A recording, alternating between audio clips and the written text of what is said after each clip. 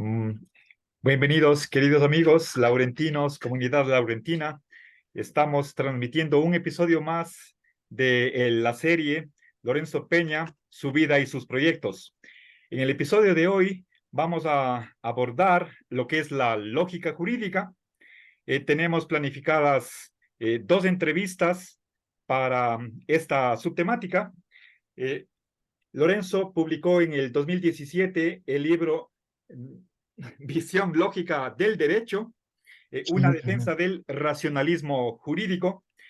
En la primera parte del texto consta una descripción detallada de los axiomas, los principios lógicos, de su lógica nomológica y una discusión con otras alternativas, la lógica deontológica estándar.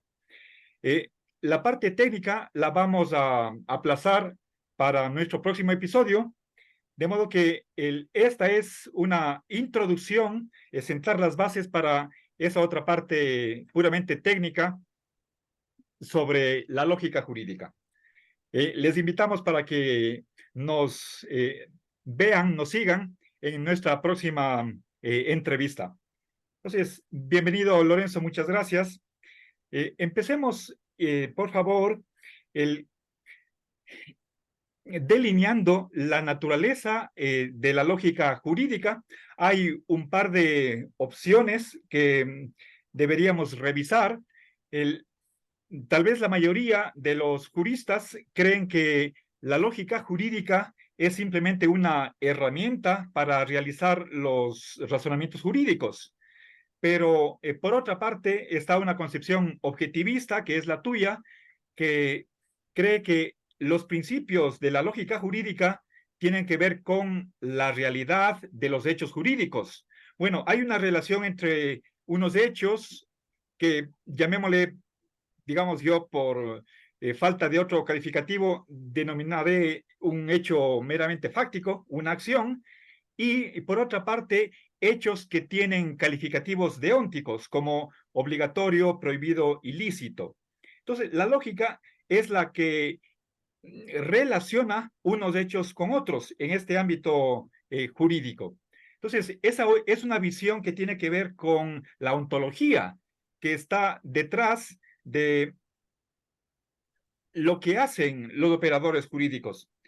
Por favor, Lorenzo, ¿podrías tú indicar cuál es la relevancia, la pertinencia de esta visión objetivista de la lógica jurídica? bueno, el distingo entre situaciones meramente fácticas y situaciones jurídicas es un distingo que hacen todos los juristas. O sea, no es, no es que tú acudas a él a falta de otra terminología, ni tampoco que lo invente yo, ese distingo, sino que es el distingo usual en todos los juristas. Cuando se dice que para la mayoría de los juristas la lógica jurídica es un instrumento para hacer buenos razonamientos jurídicos, en realidad esto ni siquiera es exacto, porque primero la mayoría de los juristas no saben qué es la lógica ni, ni se preguntan por la lógica. Algunos códigos procesales en varios países obligan a los tribunales a razonar sus sentencias, sus autos, sus decisiones en general, con arreglo a la lógica, y a veces se dice a la lógica jurídica, por lo cual en algunas carreras, licenciaturas de derecho, existe la asignatura de lógica jurídica, pero exactamente que sea esa lógica jurídica, pocos se han acercado a vislumbrarla. Y en general, más bien, cuando se habla de lógica jurídica, más que lógica, se entiende lo que también, con una palabra de reminiscencia aristotélico-escolástica, se llama la tópica, es decir, un estudio de vínculos conceptuales entre calificaciones jurídicas y ciertas consecuencias o implicaciones o implicaturas de carácter fáctico.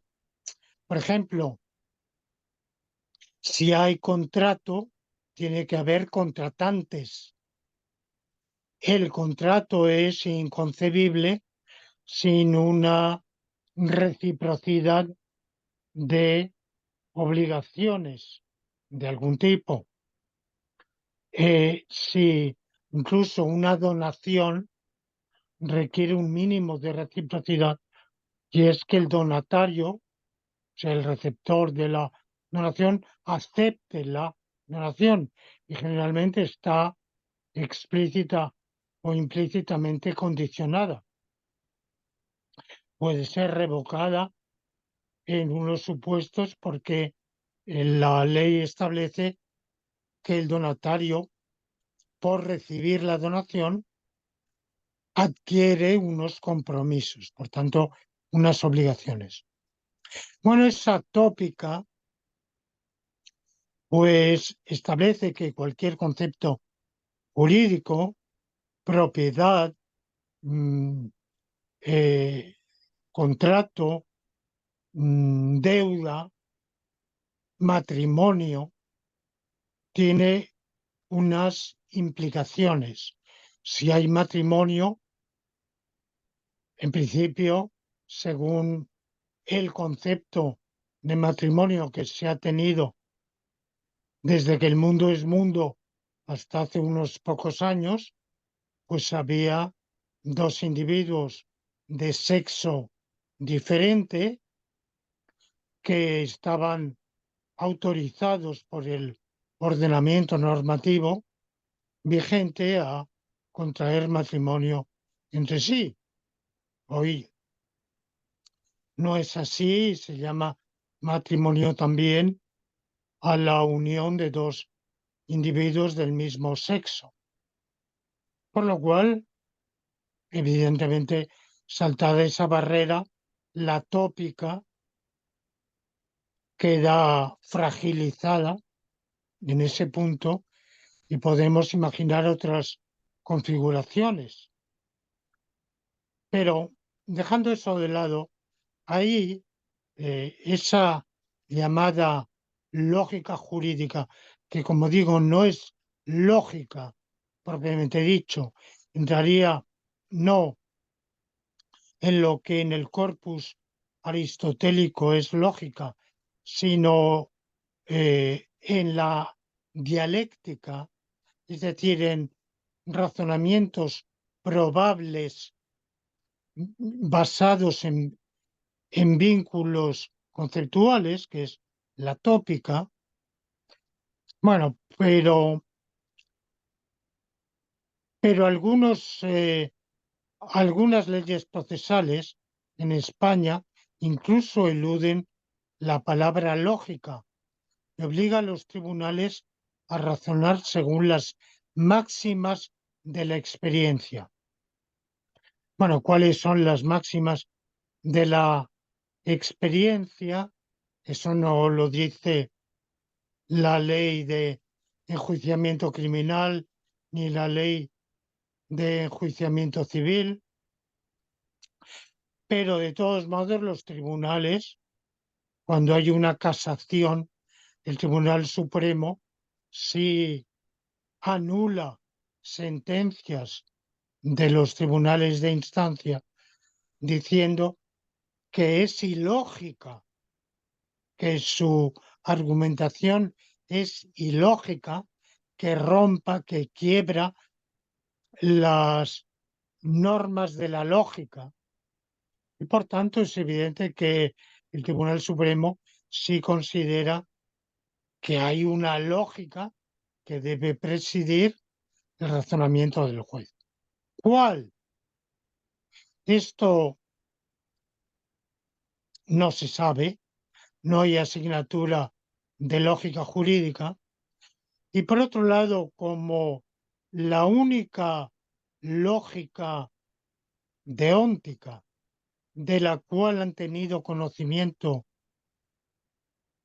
no digo la mayoría, pero vamos, los juristas más despiertos o con mayor curiosidad o que más han buscado, y algunos filósofos del derecho más, más al tanto del panorama eh, intelectual, académico, pues la única que han conocido es la lógica deóntica estándar bajo alguna de sus formulaciones, enunciaciones, la, dejando de lado precedentes muy interesantes, pero la primera fue de von Wright, este finlandés von Wright, del año 1951,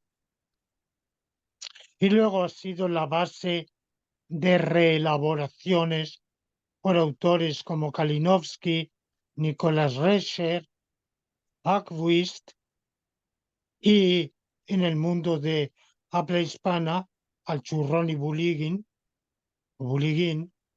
que han tenido una influencia y siguen teniendo una influencia enorme y por tanto que en realidad no han formulado ninguna nueva lógica deóntica, han simplemente reformulado, dado una enunciación distinta que yo discuto en mi libro, pero en realidad ni siquiera discuto la que ellos formularon, sino a su vez una reformulación posterior de Akvist, otro escandinavo, danés creo, Hogvist creo que se pronuncia, y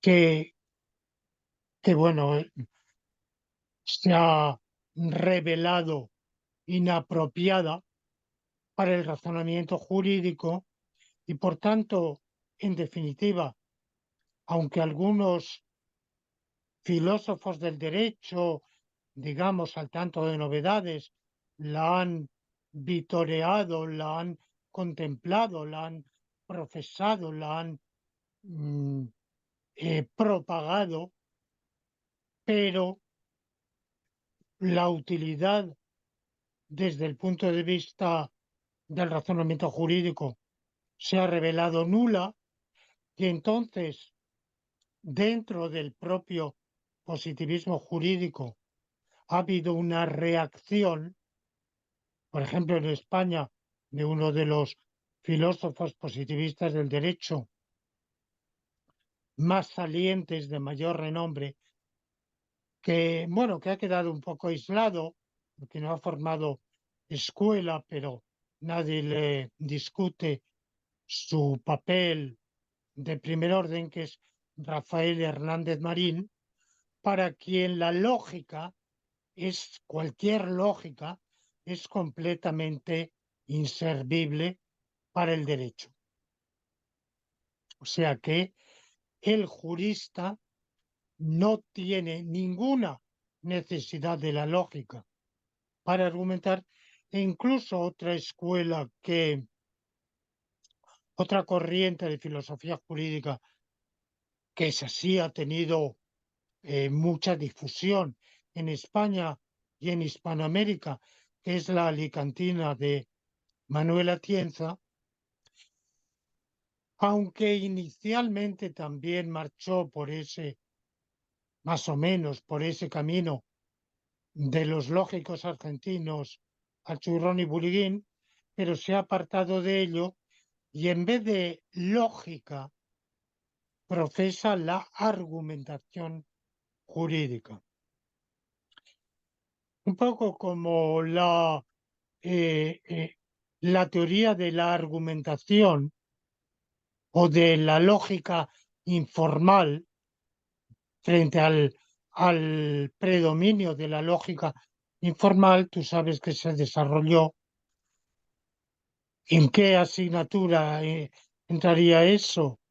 Bueno, una asignatura especial que sería la teoría de la argumentación, que tendría que ver con la tópica y que se apartaría de lo que mm, se considera como un imperialismo de la lógica propiamente dicha, de la lógica deductiva. Bueno, en la medida en que el jurista, de todos modos, a mí me gusta ver, porque claro, todo esto que estoy evocando son razonamientos en la cátedra, discursos en la cátedra. Pero vayamos a los juicios. A mí me gusta, en la débil medida en que ello me es posible, los juicios de verdad, ¿eh? No los de las series televisivas norteamericanas, que no he mirado ninguno, sé que existe, pero no sé, a lo mejor tienen un interés que yo desconozco, pero yo trato en la medida de lo posible de ver los razonamientos que se hacen en los juicios, y he leído además muchos alegatos de abogados, y yo mismo he redactado memorándums y alegatos eh, para juicios que me han pedido y que sé que se han utilizado y cómo razona un abogado y cómo razona un juez. Y yo justamente creo que razonan con la lógica jurídica que yo he hecho, no con otras, no con toda ella, no con todos los axiomas y reglas de inferencia que yo he elaborado, o mejor dicho, inconsecuentemente, unas veces unos, otras veces otros, y a veces implícitamente parece que lo sobreentienden. Si se les pregunta por qué hacen ese razonamiento y no otro, dirían, hombre, porque es lógico. ¿Por qué no razona usted, por ejemplo, esta conducta es lícita, por consiguiente es obligatoria? ¿Qué, qué hay de malo en ese argumento? Seguramente dirían, no es lógico, no hay lógica. Bueno, que haya o no haya lógica, ¿qué importancia tiene? Yo puedo decir, ¿y a mí qué? Si es ilógico, ¿qué me importa que sea ilógico? ¿Por qué he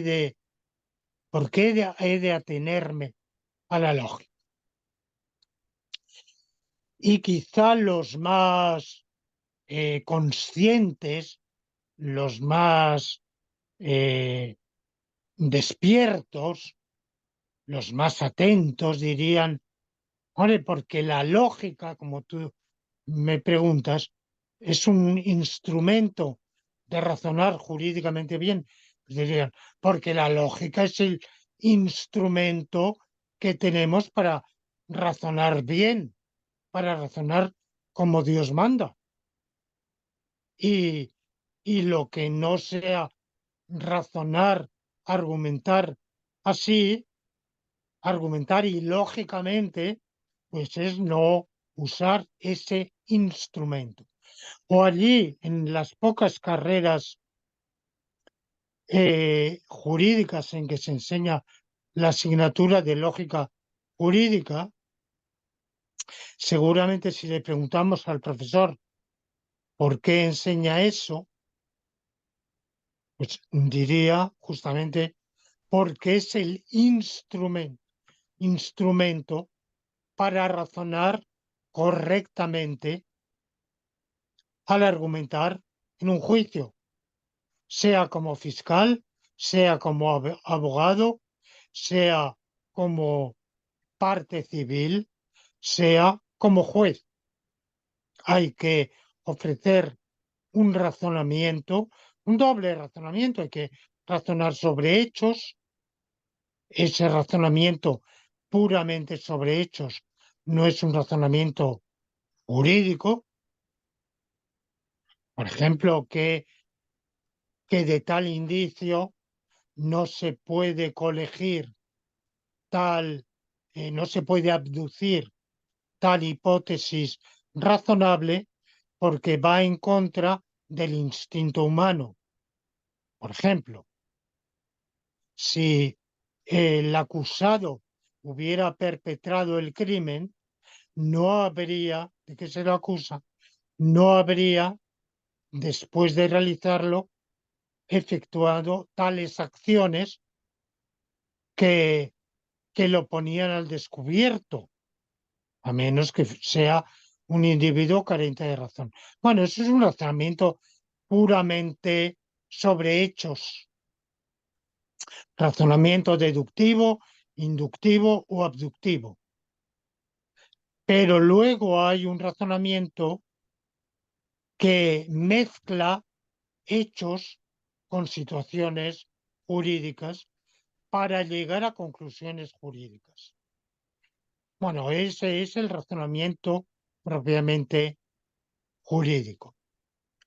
Y efectivamente es un instrumento, la lógica es un instrumento para razonar correctamente en materia jurídica, pero ¿por qué? ¿Por qué lo es? ¿Por qué un mapa o un plano de una ciudad, como queramos llamarlo, es un instrumento correcto, es un instrumento idóneo para ir, llegamos a una ciudad, para encaminarnos a la dirección a la que queremos llegar? ¿Por qué usamos el mapa de esa ciudad y no el de otra ciudad o el de la luna o un dibujo? Durante el viaje se nos ha ocurrido dibujar sobre el papel, llegamos y miramos el dibujo. ¿Por qué lugar? Es imposible. No, es posible. Es posible.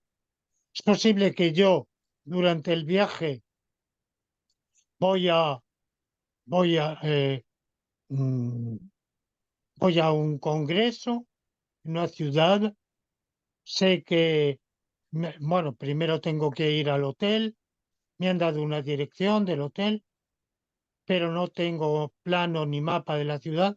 Hoy con Google Maps, pues es más fácil, pero hace años, no hace tantos años, me acuerdo que yo siempre, antes de ir a una ciudad, iba a las librerías a ver si podía comprar un plano de la ciudad y a veces lo encontraba y a veces no. Recuerdo una vez, debió ser el año 89, me parece, 1989. Sí, 1989, que acudí a un congreso de lenguajes naturales y formales en la ciudad de Lérida, que hoy ha cambiado de nombre, entonces llevaba el nombre castellano, Lérida, hoy se llama Lleida, es lo mismo. catalán o en castellano. Y no había, todavía no existía Google Maps ni nada por el estilo, ni el Internet, o estaba en sus comienzos. Y, y yo no encontré mapa y llegué a la estación en el tren nocturno, que llegaba allí a las 4 o 5 de la madrugada, y no había librería. Realmente compraba un plano en la librería de la estación. No sé si había alguna abierta, no tenía el mapa.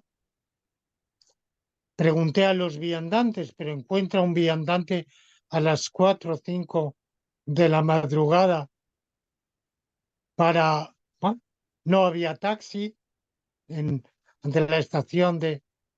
Bueno, no sé, llegué, ¿verdad?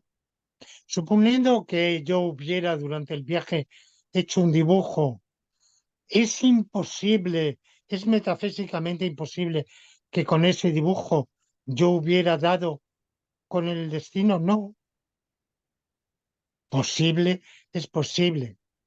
¿Cuán probable es? Desde luego mucho menos del 1%. En cambio, con un plano de la ciudad, pues aunque uno puede perderse un poco, puede a veces, pero en fin, es muy probable que uno llegue. Pues con la lógica pasa, la lógica jurídica pasa igual. Si la lógica jurídica refleja la conexión real entre hechos, entre unos hechos normativos y otros, unas situaciones jurídicas y otras, y entre hechos, situaciones puramente fácticas y situaciones jurídicas, si lo refleja correctamente según son esas conexiones, esas implicaciones reales, entonces la lógica es útil, es un instrumento útil. ¿De qué conexiones se trata? Se trata de que en todo mundo posible en el cual existan los hechos que se afirman como premisas, existe también el hecho jurídico que se afirma como conclusión. Esa es la implicación modal, o sea, una implicación necesaria, que si en un mundo posible existen los hechos que se afirman en las premisas, también existe el hecho que se afirma en la conclusión. Y esta concepción que tengo de la lógica jurídica es la misma que tengo de la lógica en general, que ya evocamos en, en una entrevista anterior. Yo dije que seguía, para algunos la lógica es un juego, la lógica es es una serie de, es un juego, o es una convención, o para Carnap es simplemente, son las reglas de la lógica, son reglas del lenguaje. Procesar una lógica es simplemente abrazar un lenguaje, y cambiar de lógica es cambiar de lenguaje. Y cuestionar, por ejemplo, la lógica intuicionista se aparta de la clásica en rechazar, entre otros, el principio de tercio excluso. Bueno, pues dice Carnap, vale, no hay inconveniente, usted habla otro idioma, hablamos idiomas diferentes. Bueno, ya en su momento, frente a esas concepciones, defendí la concepción que tiene Russell, por lo menos en una etapa de su pensamiento que formula también Ferdinand Gonset cuando dice la lógica es la física del objeto cualquiera. Es decir, la física es la ontología, o más exactamente aquella parte de la ontología que hoy por hoy somos capaces de formalizar con notación simbólica y calcar en cálculos con lápiz y papel.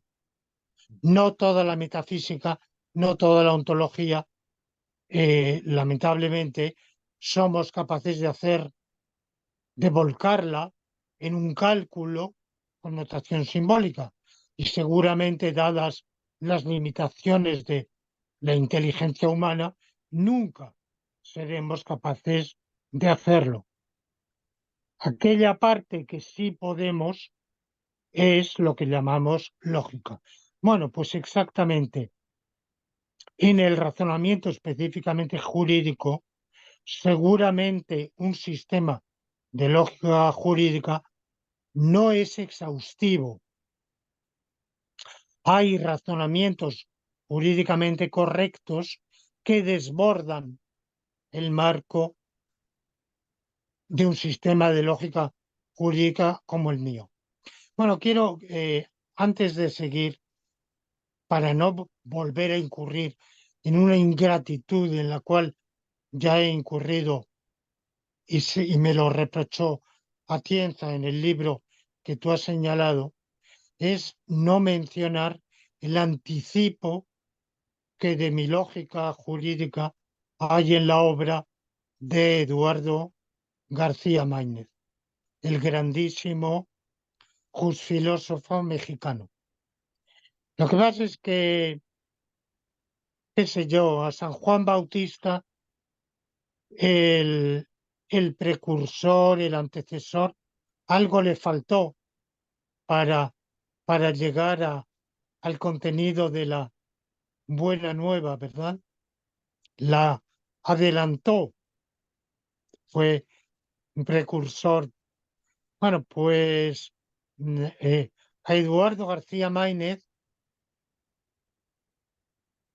que es un hombre que une su inmensa erudición con su capacidad analítica y argumentativa de un talento extraordinario, le faltó un último instrumento para ese anticipo por Carlos. O sea, está muy cerca y al mismo tiempo, pues lejos.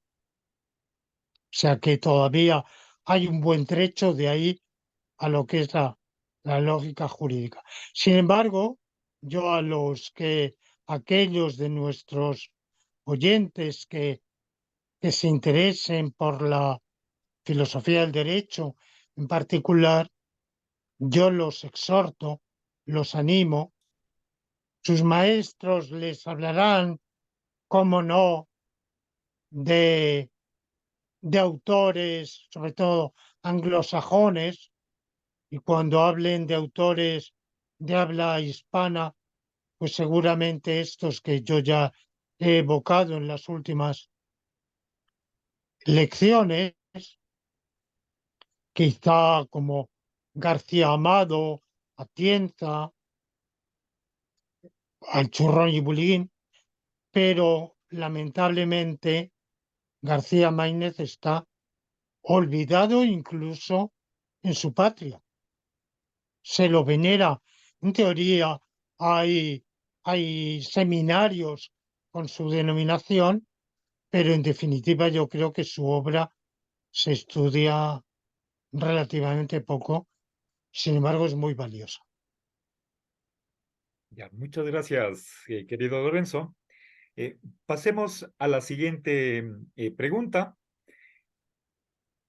Eh, Tú afirmas en el texto que la lógica jurídica es parte de la esencia del derecho. El derecho tiene, por lo tanto, una naturaleza que es eterna, inmutable. Y bueno, obviamente esa afirmación solo puede hacerlo un justnaturalista, y cualquier positivista verá que hablar de esencias va más allá de lo que nos permitiría la experiencia, y por lo tanto sería esa concepción rechazada de antemano por su positivismo. Ahora, bueno, quizás ya me adelanté un poco a la respuesta a la pregunta que quiero hacerte. El, ¿Por qué crees tú que este enfoque de la lógica como el núcleo, el corazón del derecho, presentando leyes que relacionan unos hechos con otros, algunos de los cuales tiene naturaleza deóntica? ¿Por qué esta concepción lógica no encuentra tanta recepción en el mundo jurídico o de los juristas? No encuentra absolutamente ninguna recepción por varios motivos. Por dos motivos. Primero, porque nunca les ha llegado. O sea, porque ni siquiera ha habido ocasión, oportunidad alguna de que les llegue. Y por tanto, nadie se lo ha dicho. Podría habérselo sugerido la obra que ya he mencionado de García Máinez, que tampoco lo formula exactamente en esos términos, pero bueno, que se adelanta, en cierto modo, a hacerlo. Pero esa obra, como ya he dicho, no ha sido nunca debidamente atendida y hoy está muy olvidada.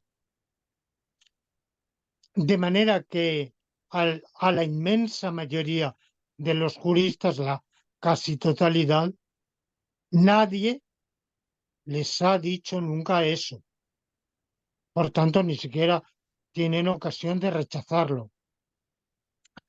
A los filósofos del derecho, que también son juristas, pero son una clase particular y muy minoritaria de los juristas, a los filósofos del derecho, a muy poquísimos, les ha llegado noticia de esa concepción a través de mi obra.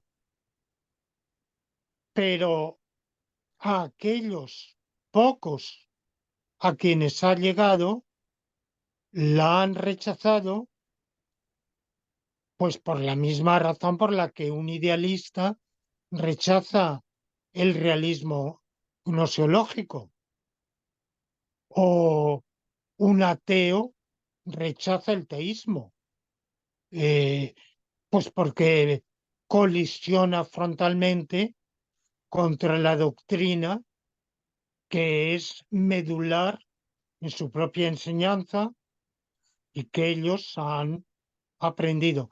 Y a los poquísimos que postulan un derecho natural, porque el derecho natural que yo he elaborado, la teoría del derecho natural, mejor dicho, que yo he elaborado en torno a la lógica nomológica, le resulta extraña, no, no acorde con con la índole. Esto lo podemos quizá ver más adelante o quizá mejor en otra entrevista, no acorde con el tipo de derecho natural que ellos conciben. De manera que esta es la primera razón. La segunda razón es que el positivismo no puede aceptar esencia de ningún tipo. Tú lo has dicho que porque la esencia no es empíricamente comprobable. Y podemos pensar que entre positivismo y justnaturalismo son dos escuelas viejas como el mundo y que los juristas se han dividido a lo largo de la historia en positivistas y antipositivistas. No es verdad. Desde el derecho romano, desde el derecho romano clásico del siglo segundo, sin duda influido ya por la filosofía estoica, los juristas y filósofos del derecho defendieron todos la existencia de un derecho natural. Le darían mayor o menor importancia. Le concederían un lugar más o menos eminente en sus teorizaciones. Pero hasta Bentham, a finales del siglo XVIII, comienzos del XIX, nadie había negado la existencia del derecho natural. Y fue Bentham y sobre todo su discípulo, el gran filósofo del derecho inglés John Austin, el creador de lo que se llamó en su época escuela, la jurisprudencia analítica, que no es analítico en un sentido que no es el de la filosofía analítica, pero vamos, no deja de guardar con ella un cierto parecido.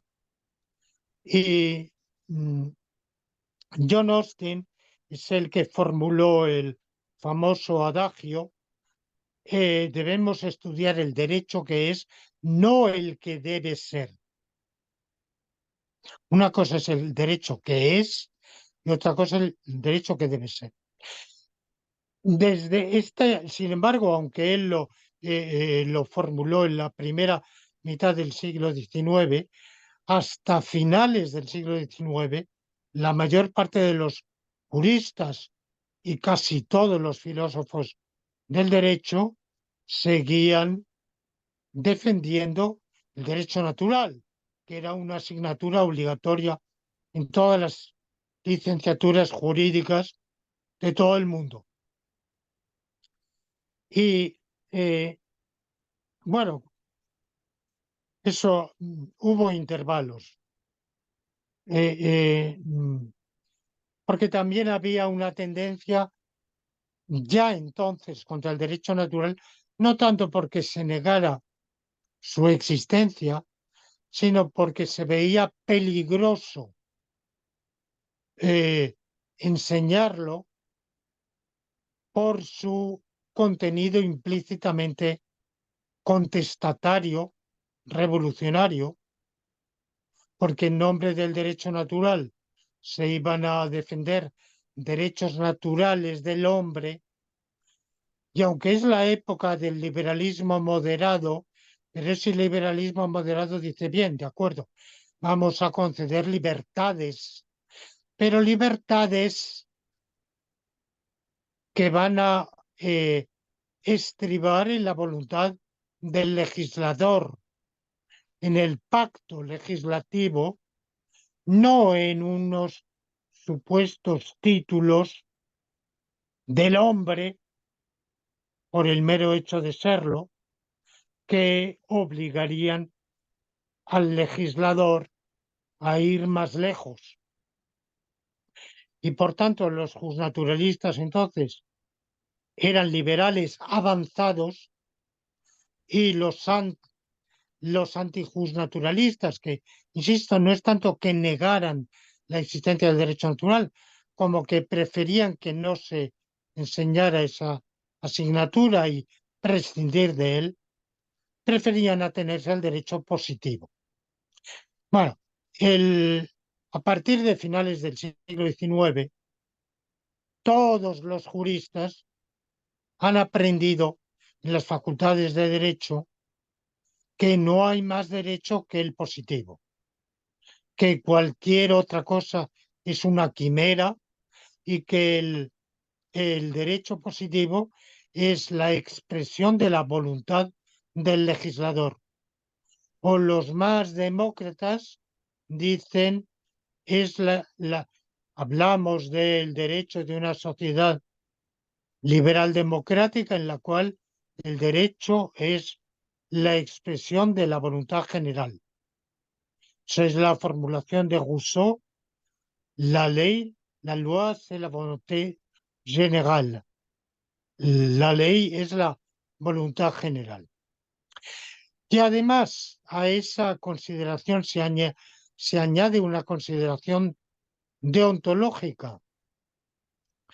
Por encima de la voluntad general no debe haber nada.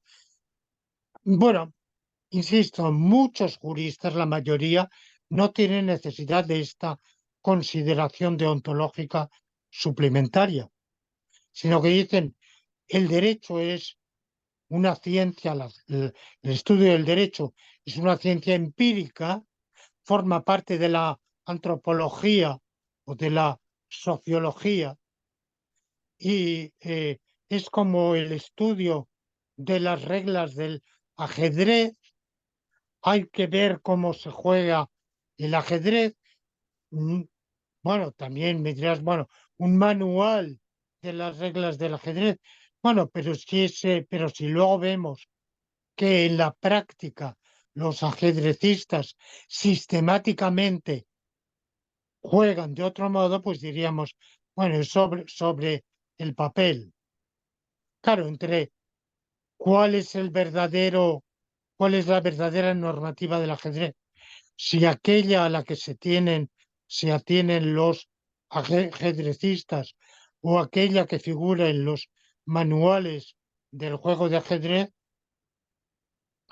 ahí habría diversas escuelas de positivismo, pero en todo caso no cabe duda de que para saber cómo es el juego del ajedrez hay que aprenderlo, ya sea contemplando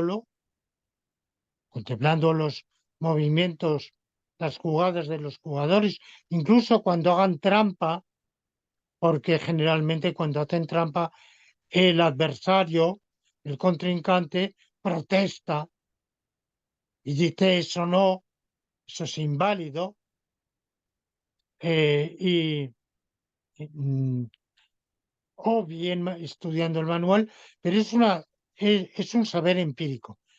Y no hay esencia del ajedrez, porque es una convención que el caballo pueda adelantar, si no recuerdo mal, dos casillas adelante y una al lado, o el peón una adelante, o el alfil las que sea oblicuamente. Bueno, podría haber sido cualquier otra convención.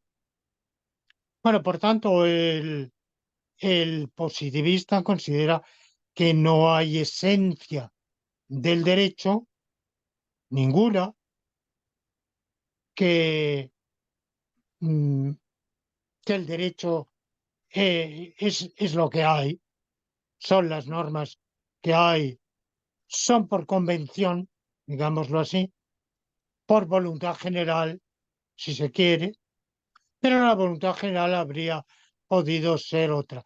Y como digo, hay algunos positivistas que añaden un motivo deontológico y dicen, es que no solo por encima de la voluntad general no hay nada, sino que no debe haber nada, porque si hubiera un algo, una esencia del derecho por encima de la voluntad del legislador democrático, eso restringiría la soberanía de ese legislador democrático. y por esos motivos no aceptan esencia del derecho ni por consiguiente pueden aceptar una lógica jurídica que sea el núcleo o el meollo de la esencia del derecho. Claro, entonces, problema que muy grave que se les plantea, pero si no hay esencia del derecho, si hay meramente convención, ¿por qué no en el argumentar jurídico no adoptamos, no abrazamos la, la convención de argumentar a partir de la premisa de que una conducta es lícita, que es obligatoria, o de la premisa de que una conducta está prohibida, que es obligatoria? ¿Por qué no? Sí, es una posibilidad. O hay otra posibilidad, ¿por qué no razonar de que algo se realiza que es lícito? Todo lo que sucede es lícito. Claro, aquella frase de los hermanos Karamazov de Dostoyevsky, si Dios no existe, todo está permitido. Pues tomémosla en serio y digamos, Dios no existe. Por consiguiente, todo está permitido. O más exactamente, todo lo que se realiza está permitido. Por tanto, si algo sucede, es lícito. Bueno, es una posible manera de argumentar, un posible axioma de esa lógica jurídica sería si A, entonces lícitamente A. Es lícito que A. Bueno, ¿qué hay de malo en eso?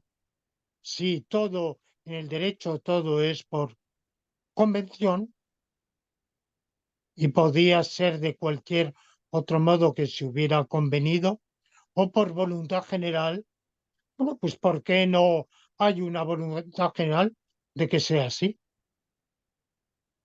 Si, si el pueblo soberano está obligado, está sometido al constreñimiento de evitar ese tipo de razonamiento jurídico, es que algo hay en el derecho esencial por encima de la voluntad, incluso unánime, de los legisladores y de los legislados.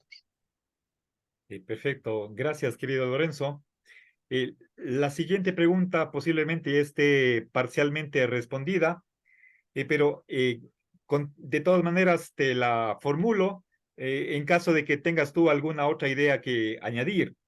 Se refiere a por qué en la práctica de todos los operadores jurídicos, los legisladores, aquellos que producen y utilizan las normas, es necesaria una lógica jurídica. ¿O por qué es importante su existencia? Su existencia es absolutamente imprescindible porque, porque la ley no basta con que exista, sino que tiene que aplicarse. Y para aplicar la ley hace falta la lógica jurídica. Por ejemplo, la lógica jurídica, concretamente la lógica nomológica, contiene la regla de consecuencia jurídica o modus ponens deóntico, que nos dice lo siguiente: de ser obligatorio que en el supuesto de una situación fáctica se siga una consecuencia jurídica,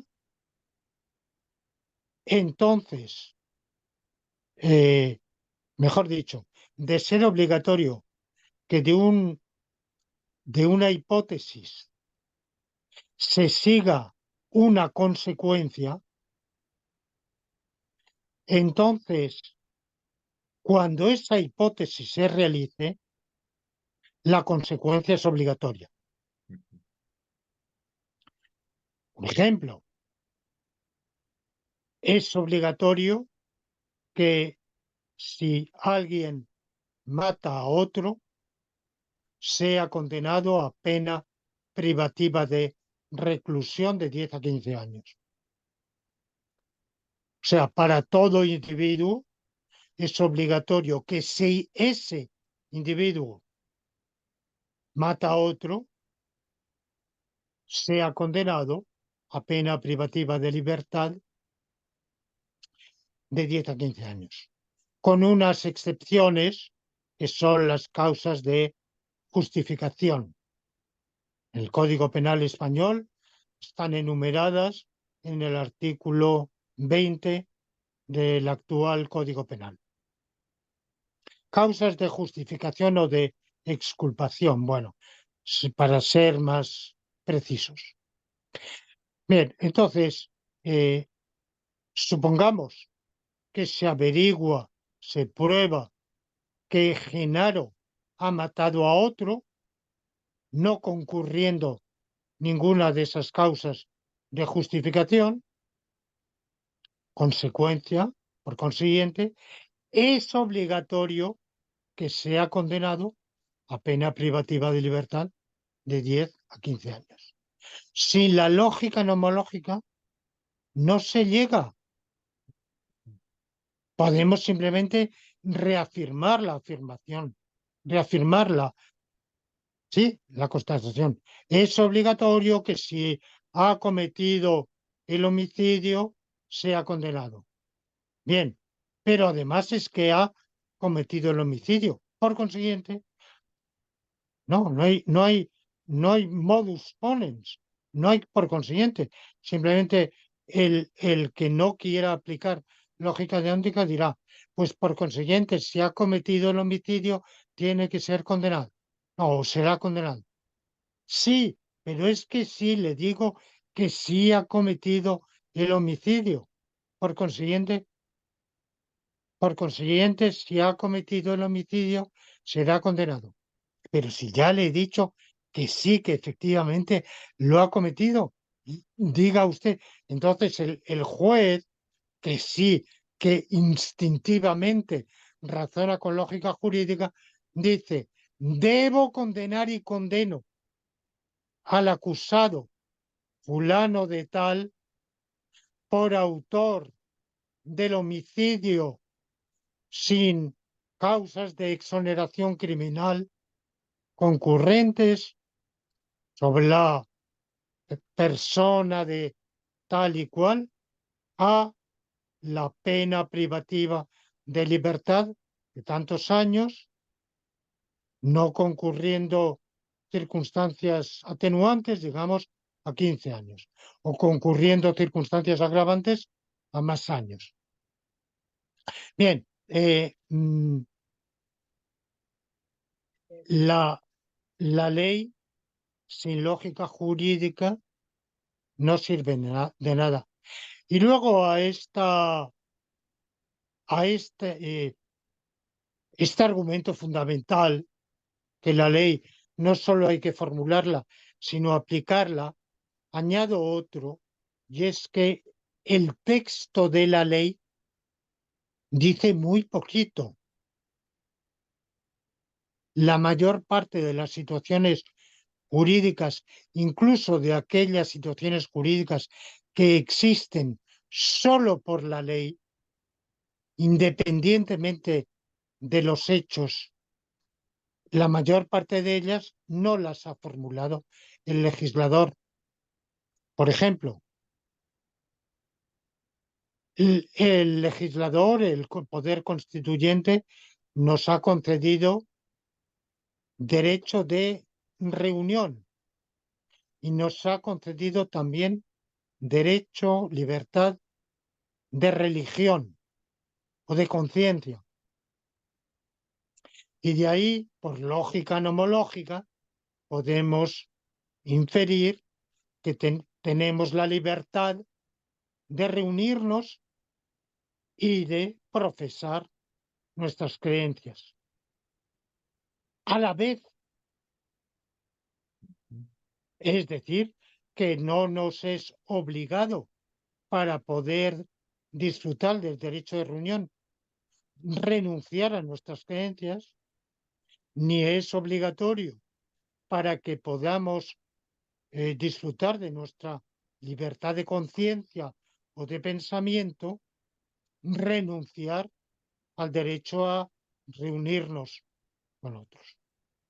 Esta conclusión lógico-jurídica se sigue de dos premisas jurídicas, es una conclusión también jurídica y ahí no interviene ninguna premisa fáctica.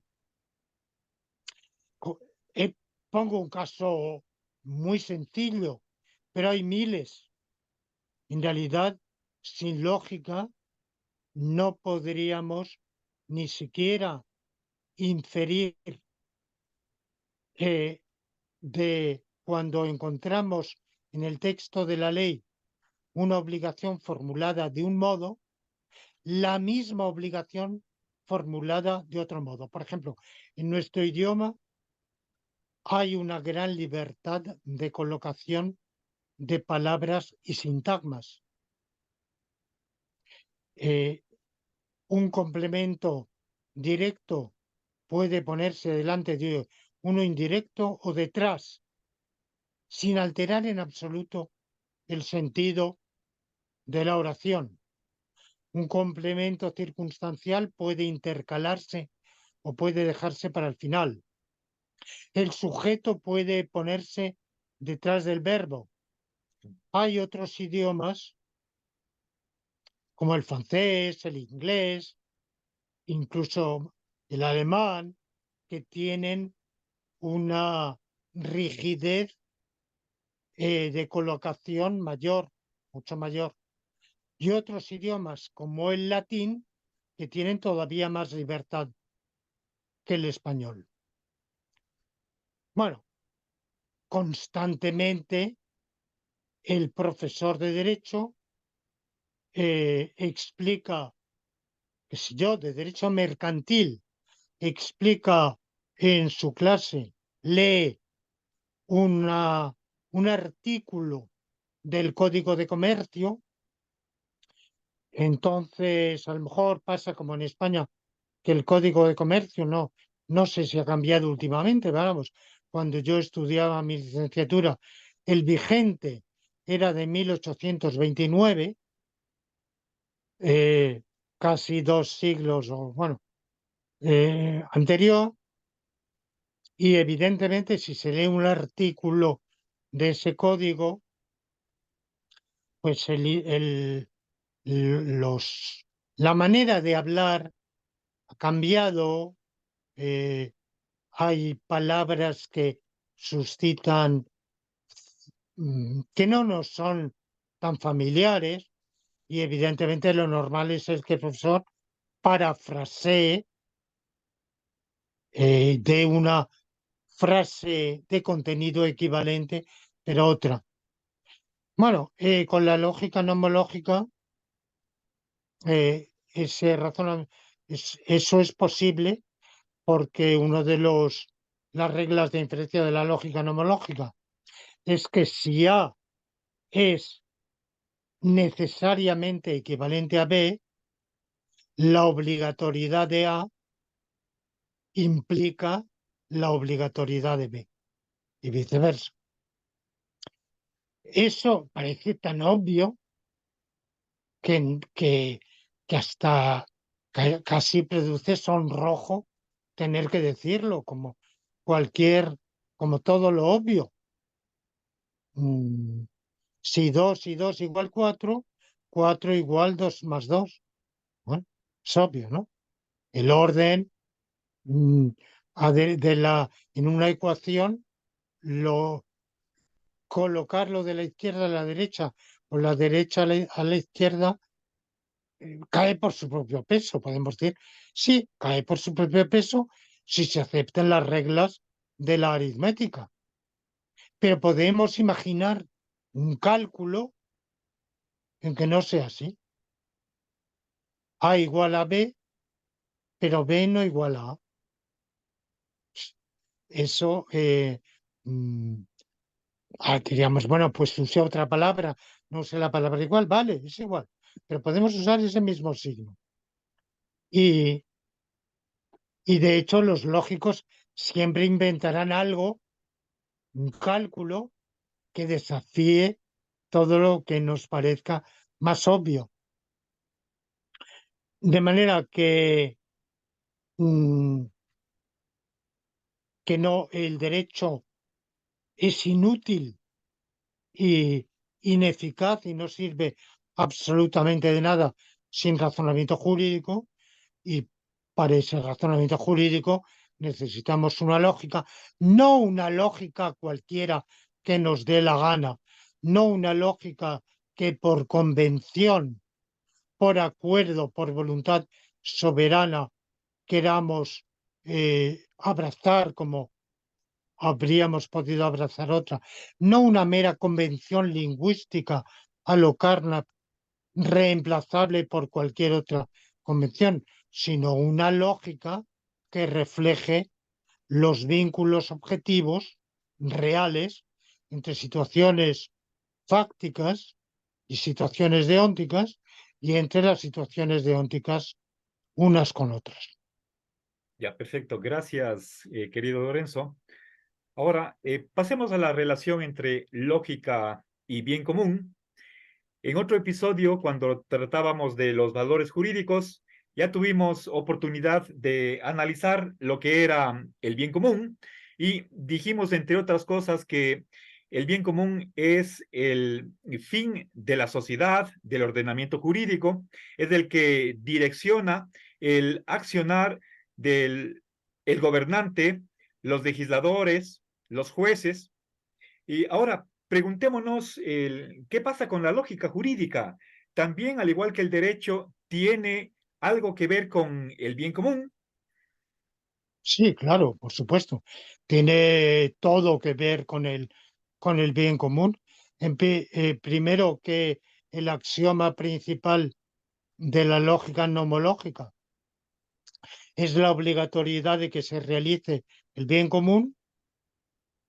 Segundo, eh, la, eh, la lógica, aunque como ya he dicho, instintivamente el juez razona con lógica nomológica, sin saberlo, como en la obra de Molière, Monsieur Jourdain hablaba en prosa sin saberlo, pues mm, y todo operador jurídico razona con lógica jurídica sin saberlo, pero ese razonamiento tiene una finalidad, que es la finalidad del derecho.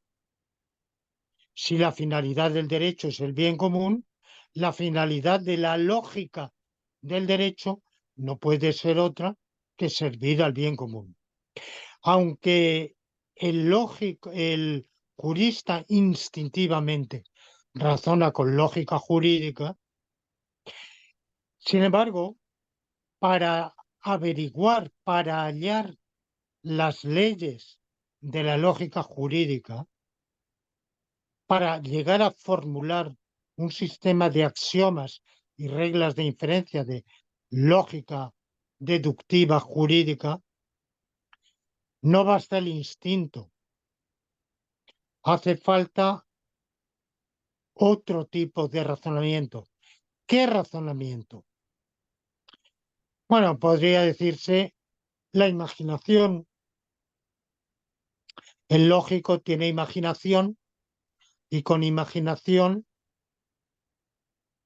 elabora un cálculo y lo propone como lógica jurídica. Lo que pasa es que, como ya he puesto esos ejemplos. Con imaginación uno puede imaginar cualquier cosa, cualquier conexión, conexiones inútiles para el razonamiento jurídico e incluso deletéreas y pavorosas, como sería esa de inferir, por ejemplo, que lo que se realiza es lícito o peor, obligatorio. Bueno, ¿cómo llegamos a averiguar, cómo he llegado yo a averiguar qué, qué reglas de inferencia y qué axiomas constituyen, integran un sistema adecuado de lógica jurídica? ¿Qué pauta, qué guía, qué brújula? Bueno, primero, mirar cómo razona efectivamente, cómo se razona efectivamente en el razonamiento jurídico. Pero eso por sí solo no basta, porque también el jurista incurre en sofismas, en errores, en paralogismos.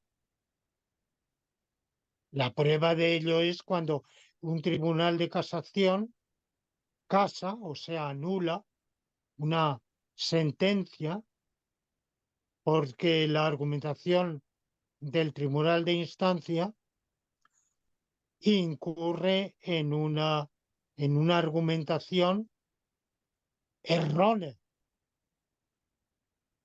Por tanto, no toda argumentación de un jurista es jurídicamente correcta.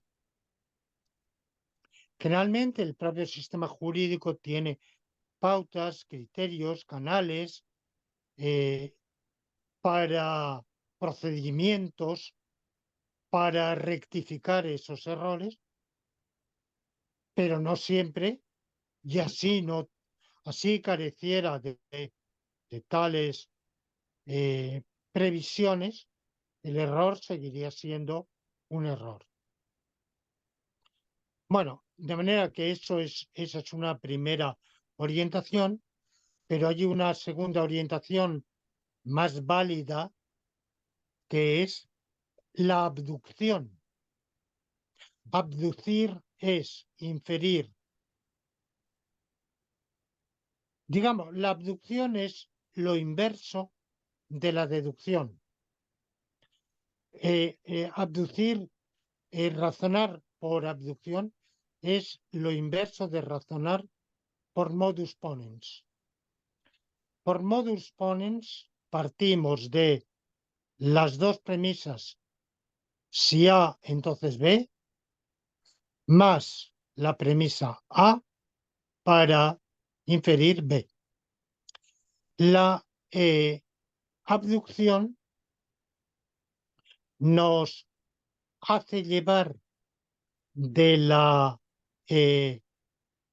de los hechos constatados a una, no como la inducción a una generalización de esos hechos, sino a su explicación, a un A tal que unido a si A entonces B, tengamos B como efectivamente comprobamos B. Lo que pasa es que la abducción, que es lo inverso, tiene que concurrir, tienen que concurrir ciertas circunstancias. Primero, que hayamos buscado alternativas, que esa busca haya sido seria y que esa la, la conclusión a que lleguemos sea no tenga consecuencias independientemente inaceptables, y si parece tenerlas podamos dar una solución satisfactoria a las dificultades o por lo menos a la mayoría de ellas, y que sea la mejor explicación, la más atractiva, la más sencilla, eh, la, la que la que menos inconvenientes presente, la menos rebuscada. Bueno, pues buscando en los razonamientos jurídicos y las posibles pautas de argumentación jurídica, ¿con cuáles nos vamos a quedar? Pues podemos decir, pues en realidad no tenemos ningún criterio para ello. Pues no sabemos. O-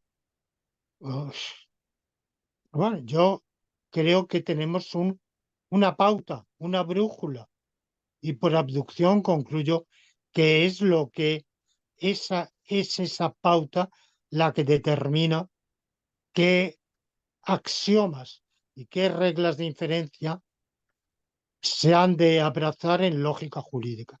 Esa pauta es el bien común. Aquellos modos de razonar, de argumentar, que sean idóneos para el bien común, son correctos. Y aquellos que sean contrarios al bien común son erróneos. Cuando digo que sean idóneos para el bien común, quiero decir que, supuesto que las premisas deónticas sirvan al bien común, ese servicio al bien común se mantiene en la conclusión normativa.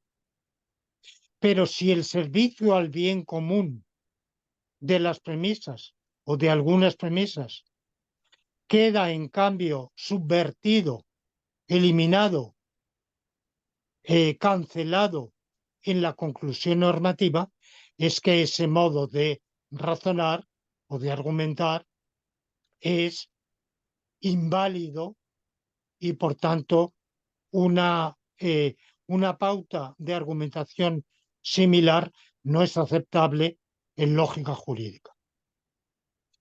Al, al formular un sistema de lógica jurídica, el lógico está contribuyendo al bien común. Es decir, el jurista está contribuyendo al bien común, el legislador está contribuyendo al bien común, esa es su tarea. Cuando la legislación, una ley contraria al bien común, es posible. Una legislación totalmente contraria, sistemática e irremediablemente contraria al bien común deja de ser legislación. Eso deja de ser derecho. Un un jurista contribuye a la praxis jurídica dilucidando, explicando y aplicando el derecho. Un lógico jurídico contribuye a la doctrina jurídica inventando o descubriendo, desarrollando, explicando y aplicando un sistema de lógica jurídica. Y por tanto, un lógico jurídico es también un jurista y tiene una misión de contribuir al bien común, no ya la misión que tenemos todos, cada cual en lo suyo, el ama de casa siendo buena ama de casa, el empleado de una guardería infantil siendo bueno, amable, eh, desempeñando correctamente su tarea de educador infantil, el, el repartidor de una empresa de distribución, desempeñando concienzuda y correctamente y puntualmente sus tareas, cada uno contribuye al bien común a su modo. El lógico jurídico contribuye al bien común de una manera especial, que es la de contribuir a mejorar, perfeccionar el razonamiento jurídico, que es su modo de contribuir al bien común. Ya, gracias, querido Lorenzo. Permíteme hacerte una pregunta que me surge de la respuesta que tú das. En lógica, en general, a veces se suele decir que la lógica es formal porque dentro de su, a ver, cuando hablamos de verdad lógica, aquellos términos de los que está dependiendo esa verdad son únicamente los que se utilizan en cualquier rama de conocimiento y por eso se dice que es formal. En, la lógica no es material, esa es la distinción que se suele utilizar. ¿Tú estarías de acuerdo con que la lógica jurídica no es puramente formal y que por lo tanto es una lógica material? Sí, pero lo creo también de esa concepción un poco ingenua de la lógica como formal, cuando se ha querido dilucidar en qué consiste eso exactamente, han surgido dificultades enormes. Y mm, ya el propio Tarski en los años 30 dijo, bueno, por lógica, la lógica es un sistema de verdades que se obtienen con las constantes lógicas. Y, pero en qué, sí, ¿cuáles son las constantes lógicas? Pues como tú has dicho, las que son object neutral, o sea, las que se dan en cualquier ámbito de objetos, geología, eh, sociología, astrofísica, eh, medicina, bueno, náutica. Bien, eh, pero, pero luego dice, bueno, valen para cualquier modelo. Pero, por ejemplo, la ley de simplificación, si A y B, entonces A, se aplica a un modelo en el cual haya un único objeto y un único predicado y por tanto no hay A y B, solo A, el I, el copulativo no tiene cabida en ese ámbito. O no digamos en en una no realidad. La teoría prevalente entre los físicos de hoy, ya cuestionada por algunos, es que hace 14.000 millones de años no había nada, no existía nada, o si quieres decirlo de otro modo, existía la nada. En la nada también tiene lugar, se aplica si A y B, entonces A, ¿qué hay que B? Bueno, de manera que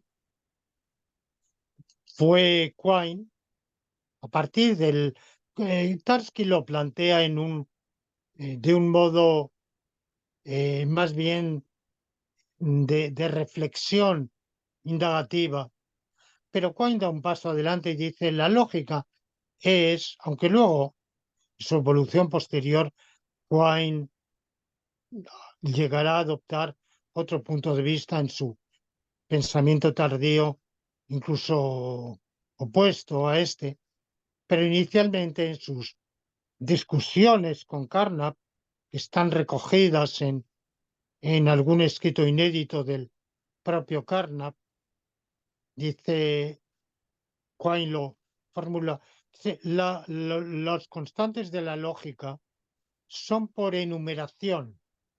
Verdades lógicas son aquellas en las cuales tienen ocurrencias esenciales únicamente las siguientes palabras. Y, en el sentido con Y, o sea, el I copulativo, no todos. Y otros que sean el O, el I, que se pueden definir a partir de esos.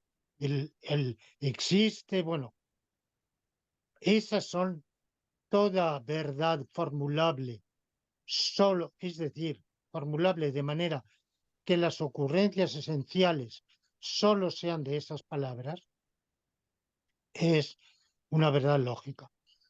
En mi libro Introducción a las lógicas no clásicas, discuto yo esa, esa definición de Quine y la planteo algún problema, aunque esencialmente yo abrazo la misma concepción, pero planteo el problema. No voy a explicar aquí qué quiere decir ocurrencia esencial.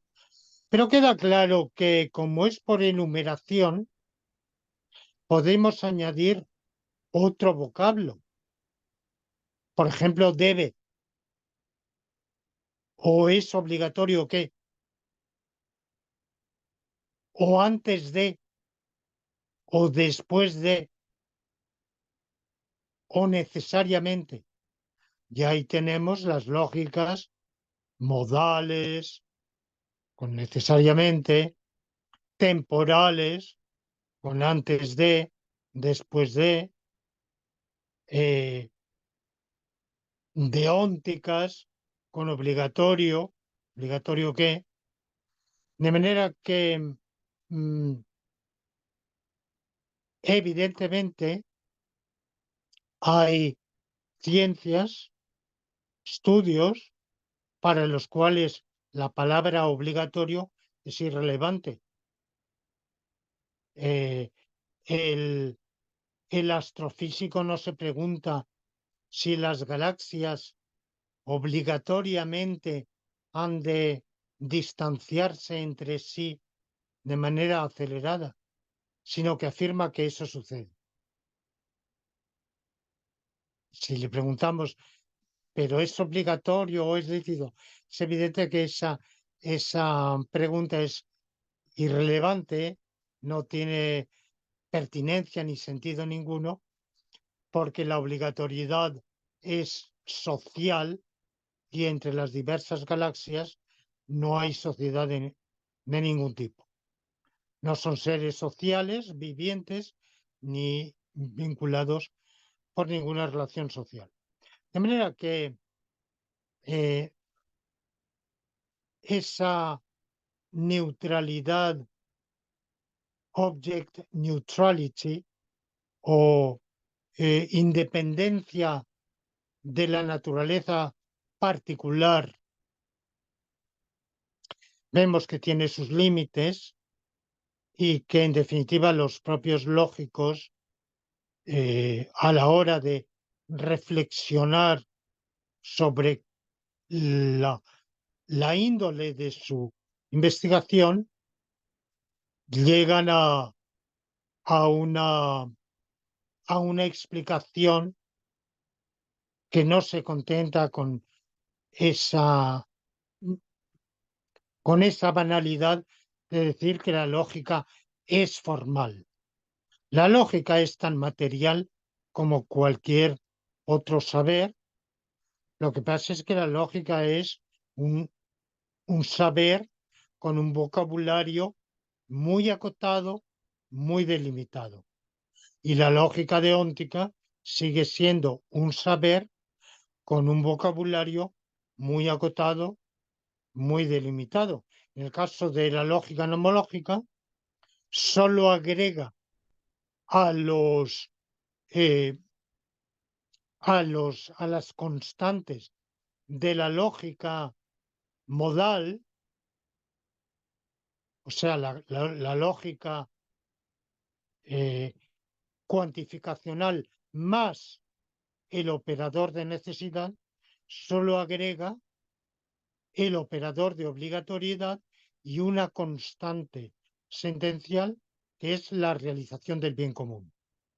Constante sentencial, que de todos modos, desde el punto de vista del puro cálculo, podría ser lo que fuere. Es decir, desde el punto de vista del puro cálculo, la realización del bien común podría ser la redondez de la Tierra o, o cualquier otro hecho.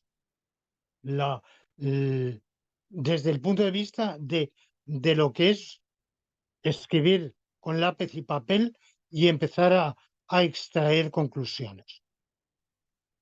Naturalmente, la utilidad para el derecho exhibe en que la obligatoriedad del bien común, expresada con esa constante sentencial de la lógica nomológica, designe la realización del bien común.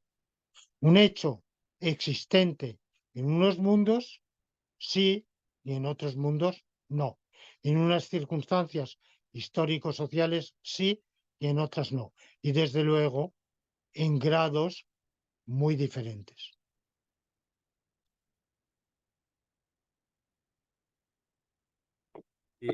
Ya, gracias, Lorenzo. Una última pregunta.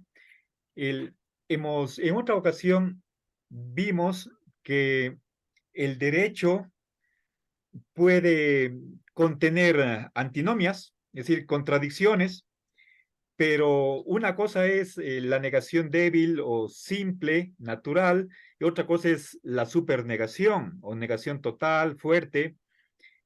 Y si afirmamos y negamos totalmente lo mismo, tenemos ahí una supercontradicción. Si bien es tolerable desde el punto de vista lógico que el ordenamiento jurídico tenga contradicciones y por definición en la contradicción está una negación débil, pero en cambio un mismo hecho no puede ser afirmado y negado totalmente. Eso, por ejemplo, en la lógica jurídica, una acción no puede ser al mismo tiempo, bajo el mismo aspecto, lícita y a la vez totalmente prohibida. ¿Crees tú que es realmente imposible que se dé una situación de ese tipo, de eh, una misma acción que reciba dos calificativos deónticos totalmente incompatibles? Bueno, vamos a distinguir dos cosas, ¿verdad? Vamos a distinguir el grado de obligatoriedad con el grado de aquello que es obligatorio. Una cosa es que sea totalmente obligatorio que no P, y otra cosa es que sea obligatorio que totalmente no P. Es decir, una cosa es que esté totalmente prohibido que P, y otra cosa es que sea obligatoria la no realización en absoluto de P. No, uno de cuando empecé a desarrollar la lógica nomológica a mediados de los años 90, por comodidad o por aplicación mecánica de esquemas de otro tipo de lógica, yo imaginé que era el operador de obligatoriedad, podía saltar delante y detrás de operadores de graduación y por tanto que era obligatorio que en alguna medida P equivalía a que en alguna medida fuera obligatorio que P. Y que fuera obligatorio que totalmente P equivalía a que fuera totalmente obligatorio que P. Bueno, ese error lo subsané y me di cuenta, a medida que iba avanzando en pergeñar, en elaborar lo que llegó a ser la lógica nomológica, que no es así, porque el, o- en la lógica deóntica hay que distinguir, como en la modal, hay que distinguir el dictum del modus. El modus viene dado por el operador, en este caso el operador deóntico, y el dictum es el contenido. Ahora bien, el contenido es una cosa y el grado del contenido es una cosa y el grado de la obligación es otra. ¿Puede la legislación mandar hacer P y a la vez mandar abstenerse totalmente de P? Puede hacerlo y lo hace muchas veces. Eso es una superantinomia deóntica. Es decir, que en el contenido de dos mandamientos jurídicos diversos, en sendos contenidos, no solo se contradicen, sino que se supercontradicen entre sí. En la lógica deóntica estándar sucede que si es obligatorio A y es obligatorio B, también es obligatorio A y B. Y por otra parte, si A y B implica C, entonces si es obligatorio A y B, es obligatorio C. Y por tanto, en la lógica nomológica, en la lógica deóntica estándar, nos encontramos con que si es obligatorio hacer A, pero a la vez es obligatorio abstenerse completamente de A, entonces es obligatorio cualquier cosa. Pongamos un ejemplo. El abogado tiene no solo obligación, no solo derecho, sino obligación de guardar los secretos de su cliente. Pero a la vez, el abogado tiene obligación de denunciar a su cliente cuando haya indicios de que la actividad del cliente, digo en el ordenamiento español, la actividad del cliente esté relacionada con la criminalidad organizada o el blanqueo de capitales. Bueno, ¿cómo se casa lo uno con lo otro? Entonces alguien dice, bueno, prevalece, hay diversas pautas para casos de antinomias semejantes, resolverlas. Hay quien dice, prevalece la obligación particular sobre la general o prevalece la obligación posterior sobre la anterior o prevalece la superior sobre la inferior, pero en un caso como este se puede considerar que la particular es, sin embargo, de rango inferior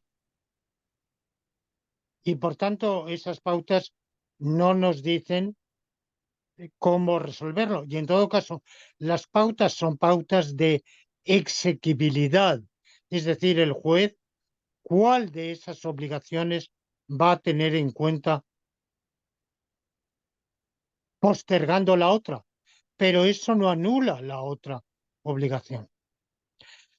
Bueno, de manera que el lógico deóntico estándar concluiría que de darse esos dos supuestos, el abogado está obligado a matar a su cliente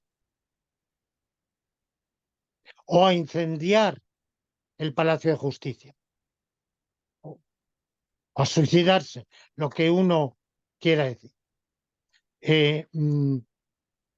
Gracias a Dios, la lógica nomológica no contiene ese tipo de parámetro, pero sí permite la superantinomia, es decir, posibilita que una misma legislación contenga dos contenidos supercontradictorios entre sí, sin que se siga ninguna catástrofe.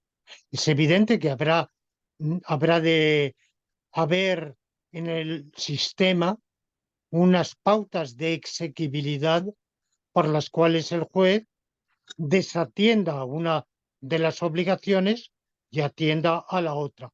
Por ejemplo, por una política, lo que se llama en la jerga jurídica por política criminal, la prioridad de combatir la criminalidad organizada da preferencia a da exequibilidad a la obligación del abogado de denunciar a su cliente, aunque esa denuncia es una vulneración de otra obligación del abogado, que es abstenerse completamente de denunciar a su cliente.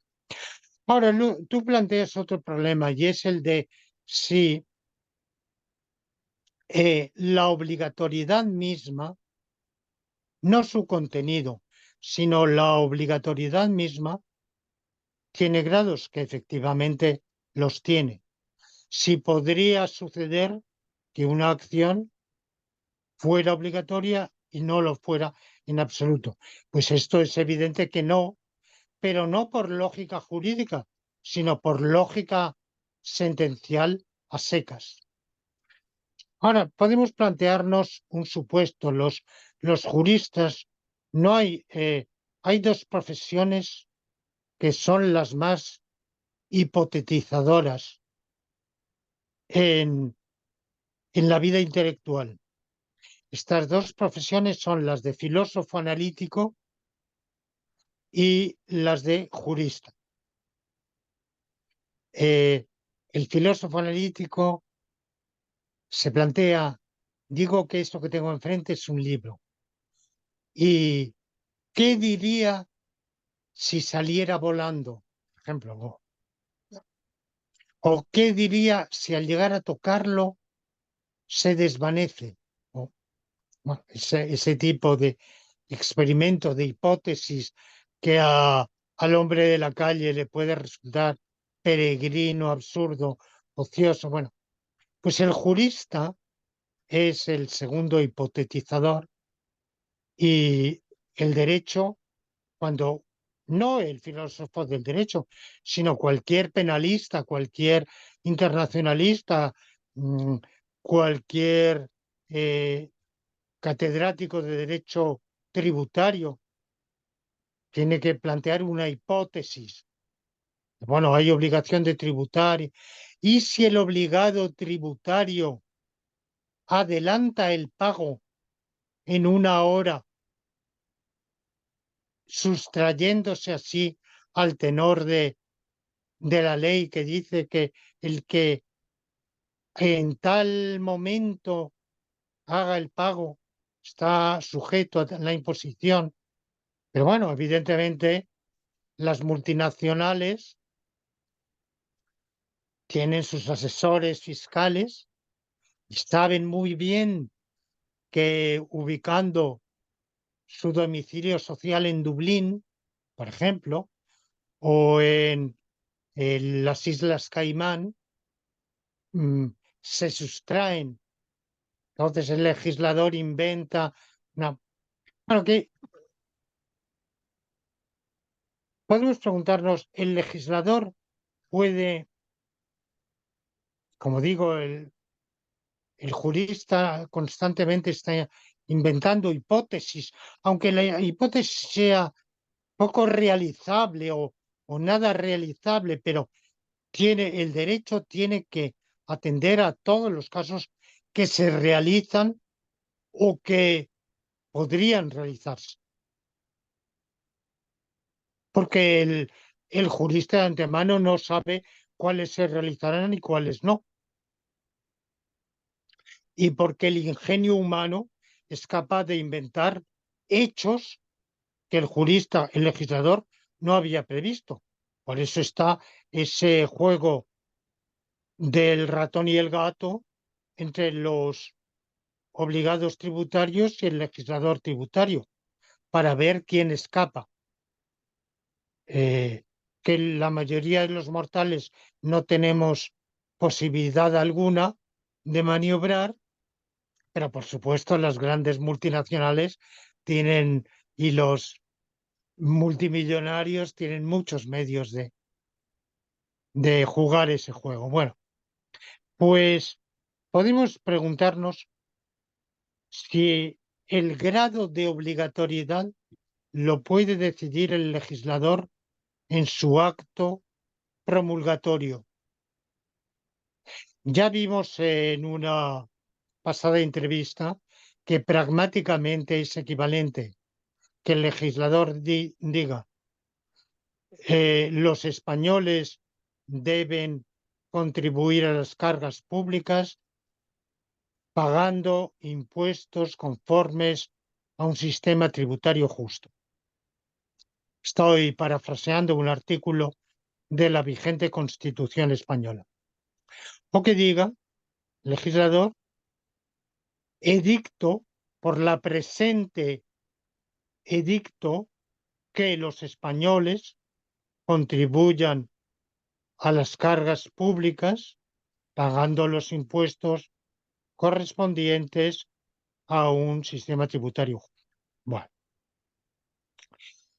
cuando dice promulgo, ya dije, eso es un performativo y ese performativo, desde el punto de vista pragmático, funciona como otros performativos. Por ejemplo, ordeno, pregunto, eh, son, son performativos, prometo, es un performativo. Entonces podemos preguntarnos si el grado de promesa, sabemos que los performativos son verdaderos por el mero hecho de formularse.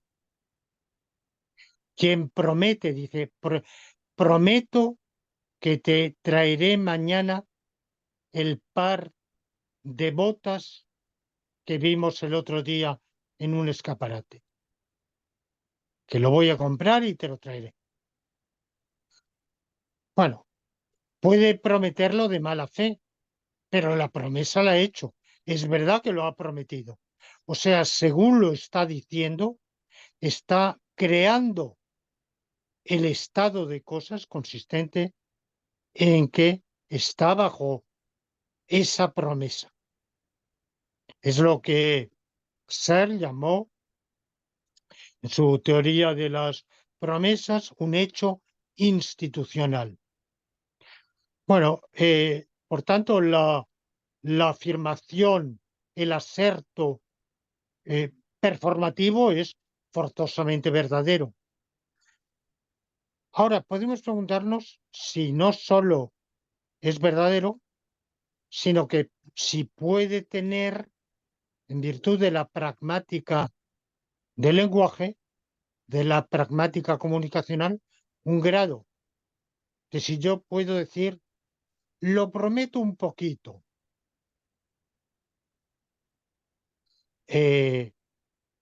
¿jura usted decir la verdad, toda la verdad y nada más que la verdad? Pues un poquito sí lo juro. O mire, pues sí lo juro, pero solo hasta cierto punto. Mm, bueno, la verdad yo nunca he abordado, no recuerdo haber abordado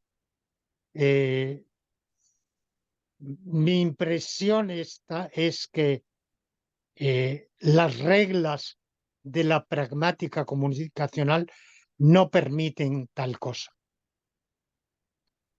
Porque si yo te prometo, nos ponemos de acuerdo para la entrevista, digo, pues sí, yo te prometo, bueno, no usamos esa palabra entre nosotros solemne, pero vamos, no deja de ser un compromiso, dirá, sí, estaré tal día, tal domingo, a tal hora, preparado. Hay un compromiso mutuo, me he comprometido a eso, pero ¿y si te digo, Marcelo? Pues mira, un poquito sí te lo prometo. La verdad es que tú quedas completamente desconcertado, no sabes a qué atenerte. De manera que yo, sin haber reflexionado nunca a fondo sobre este problema, creo que la pragmática comunicacional no, no da margen para grados de promisión o de promesa, ni grados de promulgación, y por tanto que los grados de obligatoriedad o de prohibición dependen de otros factores diferentes que no están en la voluntad del legislador.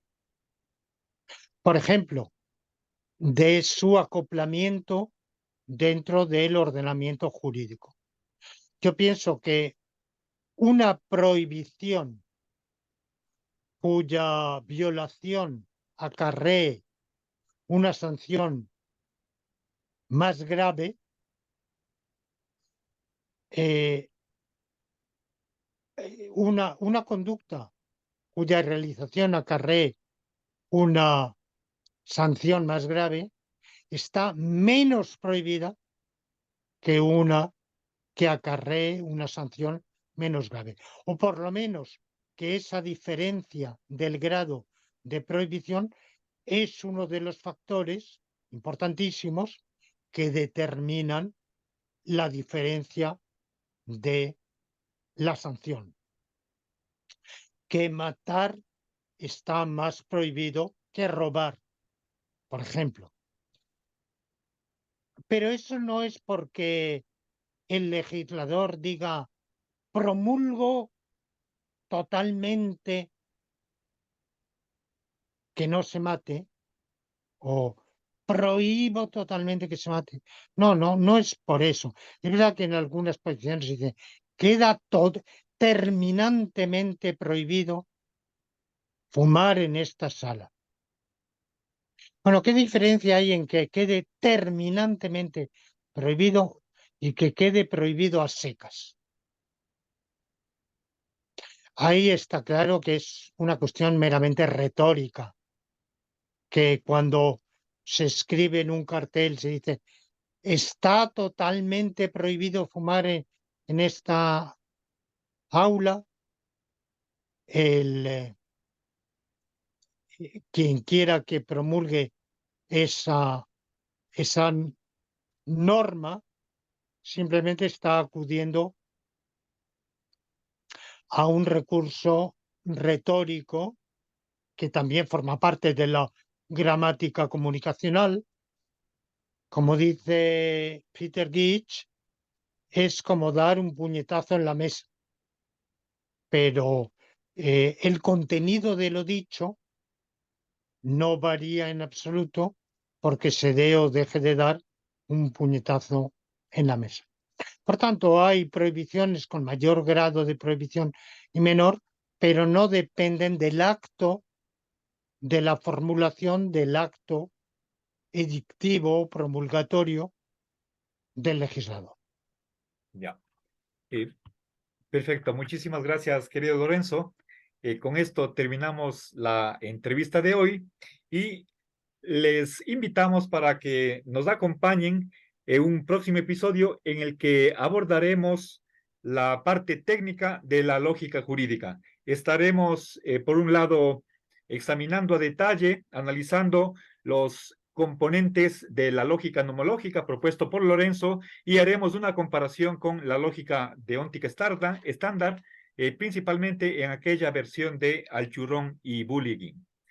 Nos despedimos, queridos amigos. Muchas gracias, querido Lorenzo. Hasta la vista.